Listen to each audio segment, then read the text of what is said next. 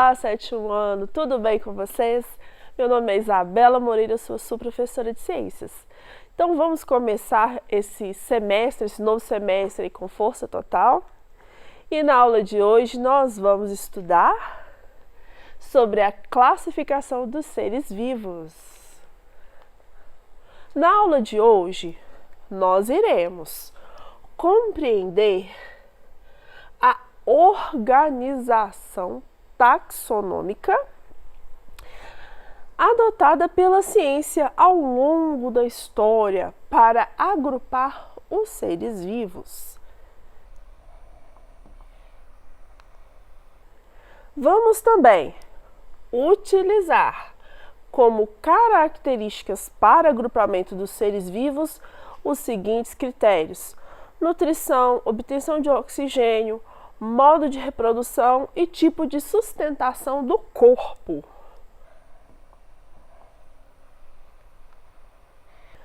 Você saberia dizer o que é classificar e por que é tão importante? Classificação. Classificar os seres vivos é agrupá-los com base em características semelhantes. Uma vez que a biodiversidade dos nossos seres vivos é muito grande, foi necessário a gente organizar para a gente entender melhor o funcionamento dos organismos. Então, por exemplo, como que eu sei que um peixe não é um inseto? Os peixes, eles têm, por exemplo, a respiração branquial, eles são animais vertebrados. Os insetos, eles já têm outro tipo de respiração, que é a respiração traqueal, e eles são animais invertebrados. Então, por algumas características que esses organismos possuem, a gente consegue agrupá-los. E pelo fato de agrupá-los, nós conseguimos melhor estudá-los para melhor compreender sobre eles mesmos. Então, essas características, que nós denominamos critérios de classificação, é a área da ciência responsável por essa tarefa. Então, estabelecer qual que é o critério que eu vou utilizar para classificar um ser vivo. Eu tô utilizando a característica pelo. Então eu já sei que são os mamíferos que possuem pelo. Gato, cachorro, elefante, todos são mamíferos, todos possuem pelo. Periquito, periquito tem pena, então periquito é outro grupo de animal. Então separar esses animais pelas características é importante para a gente entender essas semelhanças, e os critérios que a gente vai utilizar é chamado de taxonomia. Então a taxonomia, ela é importante justamente por isso, vai entender melhor como a vida evoluiu no planeta. Quando a gente fala evoluir, essa ideia de evoluir, a gente pensa assim, como que os organismos estão melhorando ao longo do tempo? Não. A evolução significa mudança. Então, como que esses organismos mudam ao longo do tempo? Professora, eu nem sabia que os organismos mudavam. Pois então, os organismos eles podem mudar, Principalmente porque as nossas características genéticas, elas podem sofrer mutações ao acaso. Em algum momento, na história evolutiva, essa mutação, esse organismo que já tem essa característica, ele pode ser favorecido ou desfavorecido por ter essa característica. Vamos imaginar que ele vai ser desfavorecido no ambiente por uma característica que ele já tem.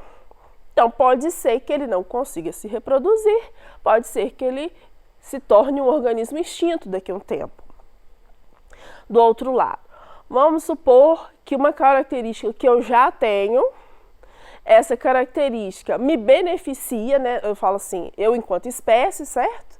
Entendo aí como espécie, me favorece essa mutação. Então, é possível que eu consiga reproduzir mais, e aqueles organismos que não têm essa característica que me favorece podem reproduzir menos. Ao longo do tempo, isso vai favorecer o estabelecimento dessa espécie no ambiente. Esse é o processo evolutivo. E essas características que os organismos têm, né, como que elas vão mudando com essas oscilações do tempo, é o estudo também da evolução. Entender também quais são as relações de parentescos entre os seres vivos, bem como conhecer a diversidade biológica que habita o nosso planeta. Então, esse parentesco entre os seres vivos, a gente consegue entender, né, de acordo com as características que ele tem. Mas é uma frase muito comum assim nas minhas aulas de ciências. Ah, professora, então quer dizer então que o homem veio do macaco. Então aí eu falo para vocês, todos os organismos vieram de um único organismo, que é essa célula primordial. É isso que a teoria da evolução fala, que um organismo primordial, ele originou a todos nós. Então, todos nós, enquanto seres vivos, enquanto do ambiente, do nosso planeta, nós temos algumas características semelhantes. Exemplo, todos nós temos células. Então, essas células, elas foram evoluindo ao longo do tempo, variando do modo como ela interage com o ambiente e com o processo de evolução e de mutação que essas células vão acontecendo. Mas voltando à questão antiga lá do homem e do macaco, o que acontece é que entre o homem e o chimpanzé tem 95% de semelhanças. Isso nos faz inferir que na evolução lá atrás nós tivemos um ancestral comum. Então, esse ancestral comum, esse ser vivo, ele foi um ramo que originou os seres humanos, né? A espécie humana, e originou os chimpanzés. Então, nós temos uma origem comum, e não que o homem veio do macaco. Mesmo porque, se isso fosse verdade, não existiria o chimpanzé, certo?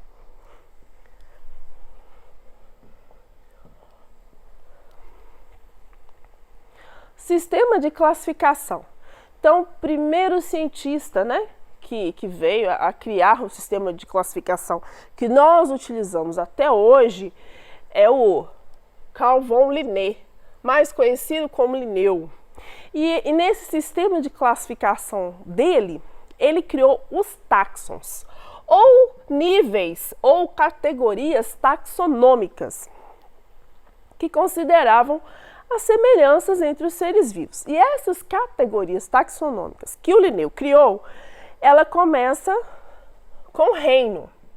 Reino é a característica mais abrangente. Exemplo, o reino animal. Então nós vamos ter vários tipos de animais, nós vamos ter mamíferos, nós vamos ter répteis, nós vamos ter os invertebrados, nós vamos ter todos os tipos de animais.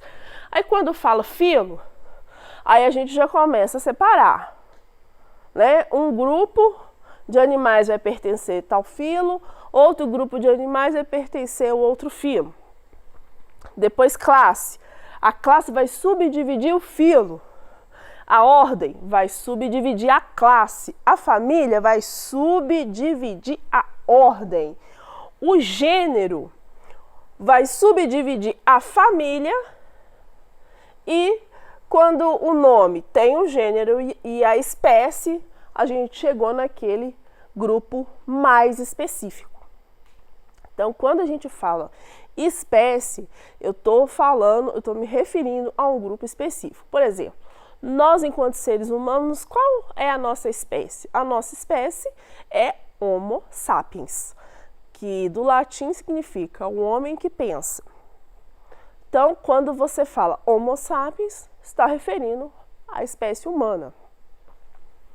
E assim sucessivamente.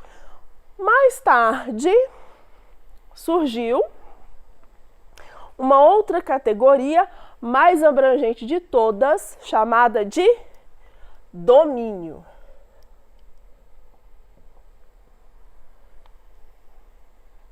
Essa é a imagem do Linneu. E aqui é aquilo que eu estava explicando para vocês, né? O domínio, eu tenho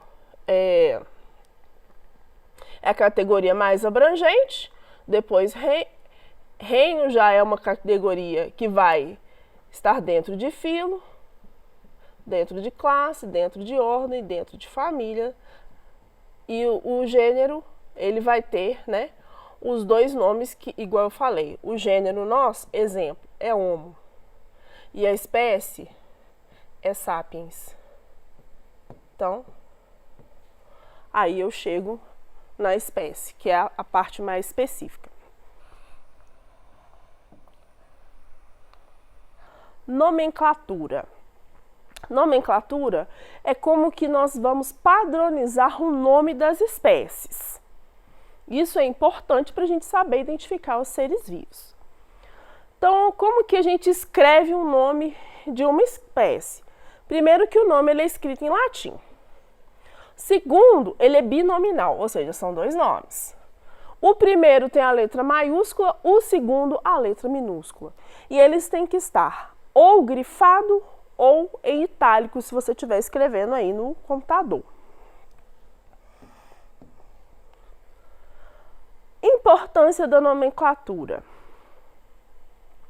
Pessoal, esse aqui é o nome da espécie da mandioca. Manion esculenta. Mas a mandioca, né, igual nós falamos em Minas, ela é falada diferente em outros estados brasileiros. Em São Paulo, por exemplo, ela é chamada de aipim e no Nordeste macaxeira. Então, e assim, é muito comum com muitas espécies de plantas, cada pessoa dá um nome diferente.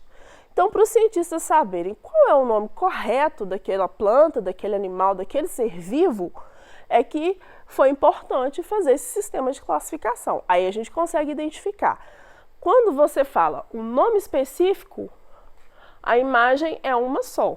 De repente, se você falar macaxeira, sei lá, em uma região mais afastada, ninguém vai saber que planta você está se referindo.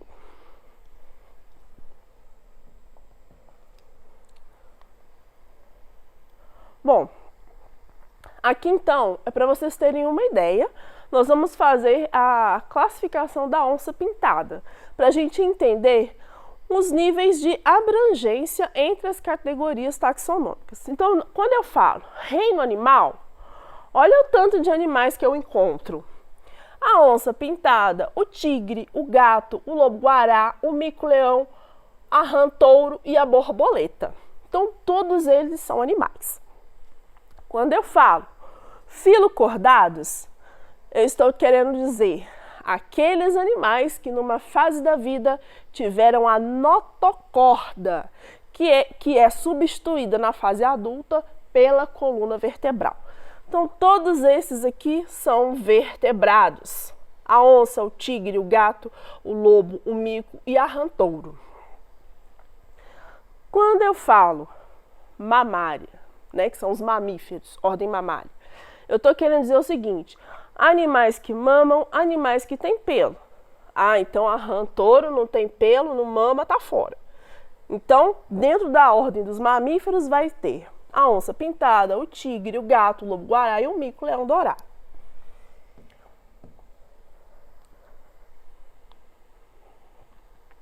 Na outra parte do quadro, eu vou ter a ordem. Dentre os carnívoros, quais desses animais, então, que vão ser carnívoros, que vão se alimentar de carne ou de outros seres vivos, né?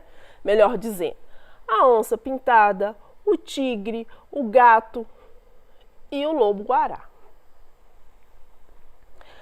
Bom, agora nós vamos para outra categoria, um pouco mais específica, que é ser felino.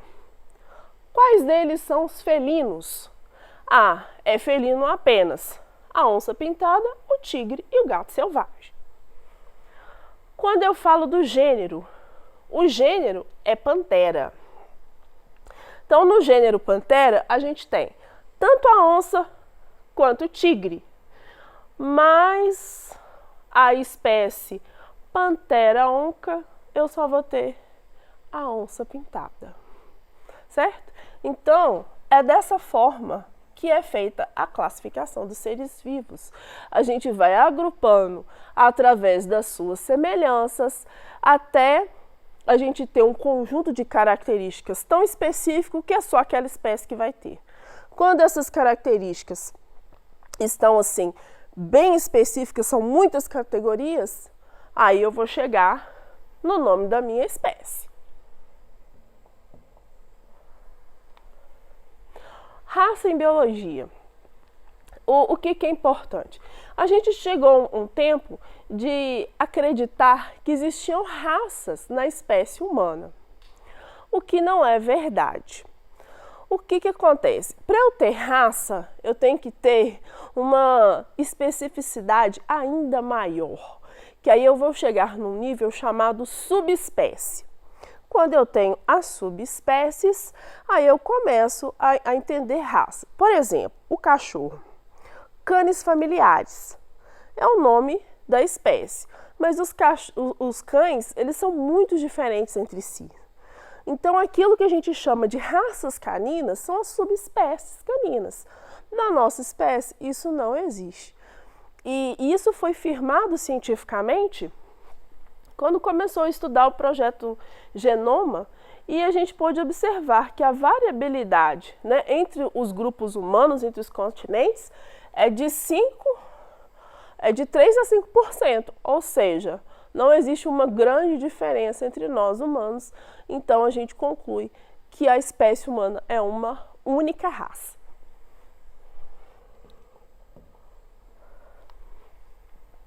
Atividades PET 3, semana 1. Os seres vivos se diferenciam de objetos inanimados por apresentarem diversas características que definem a vida. Uma dessas características é o fato de todos os seres vivos serem formados por células. O que indica que, eu estou procurando a alternativa verdadeira. A. Todos os seres vivos são autotróficos? Todos os seres vivos fazem fotossíntese como as plantas? Não. B. A menor unidade da vida é a célula? Mas só para a gente conferir. Os seres vivos unicelulares apresentam 2 ou mais células? Não, gente, se é unicelular é só uma. Todo ser vivo necessita de gás e oxigênio para sobreviver? Não, pessoal, porque a gente tem bactéria que vive sem oxigênio, elas são fermentadoras. 2. Os seres vivos são classificados para que compreendamos a biodiversidade existente no planeta Terra e como as espécies evoluíram, bem como o grau de parentesco que elas possuem. Um sistema de classificação foi criado por Linneu. Indique quais critérios Linneu escolheu para agrupar os seres vivos. Então, Linneu escolheu agrupar os seres vivos pelas suas semelhanças. Ok?